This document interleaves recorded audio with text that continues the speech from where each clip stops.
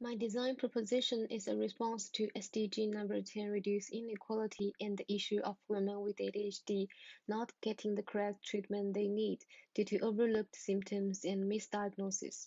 The objective of the design proposition is to raise public awareness of the overlooked group of women with ADHD and lower the barrier for them to get diagnosed. My proposals are targeted at Shanghai, China, because Shanghai has a large number of young people who go to university and work in Shanghai. With the fast pace of life in Shanghai and huge pressure, females with ADHD who have been overlooked in the past will face greater difficulties in school and work, and suffer greater anxiety and depressed feelings. Due to social cultural backgrounds, parental awareness, and the diagnosis system, women with ADHD are often overlooked at a young age and are not diagnosed until they are adults. This causes them to experience a longer time suffering from ADHD than boys. Therefore, the inequality of diagnosis for females due to their social identity needs to be addressed and helped. My design proposals will help them by addressing different aspects of their problem. The two personas were a young adult female and a mother of middle age. Addressing their pain points, my design proposals will increase their motivation and ability to take on target behavior, that is, to access to ADHD diagnosis. For the president's Hafi is an Instagram community and it inspired me to create an online community for females with ADHD to support each other. And Free the Feed is a social campaign with public sculpture to tackle the stigma of mothers breastfeeding their babies in public space.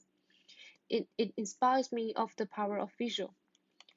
In Mind Matters is a mindfulness kit with social media campaign that allow individuals to learn and practice mindfulness. And it reminds me that product design needs to be interesting and fun to make it more appealing. Here's my design proposals. The first one is social campaign I Am Daydreamer. It aims to increase public understanding and tackle the stigma of ADHD in females through online and offline promotions, while encouraging women with ADHD to communicate with and support each other through online communities. Also, through TikTok challenge, I hope to create a trend among young people through interesting challenges about ADHD, also to make the public aware that ADHD does not only create difficulties, but also that people with ADHD have great imagination. And I used user experience storyboard to test if my campaign can effectively communicate with my target audience. Second one is a public space installation. It aims to evoke public empathy by showing the feelings and moods of females with ADHD and to increase public awareness of the mental problems of females with ADHD.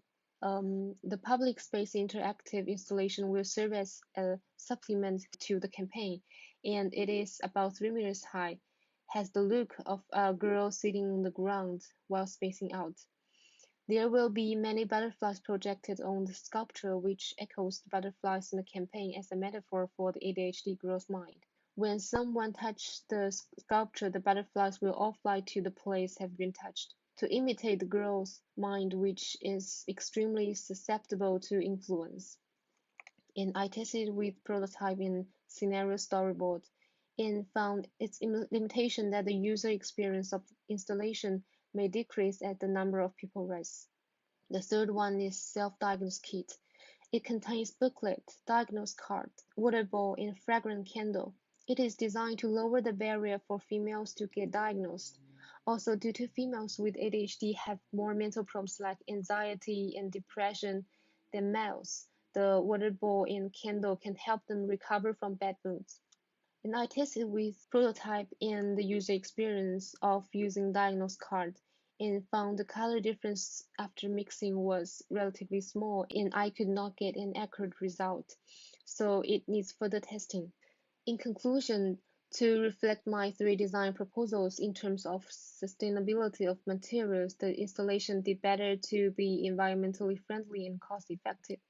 The interaction of the installation and the self-diagnosis card have a greater playability and make the process more interesting. The online community shows humanistic care.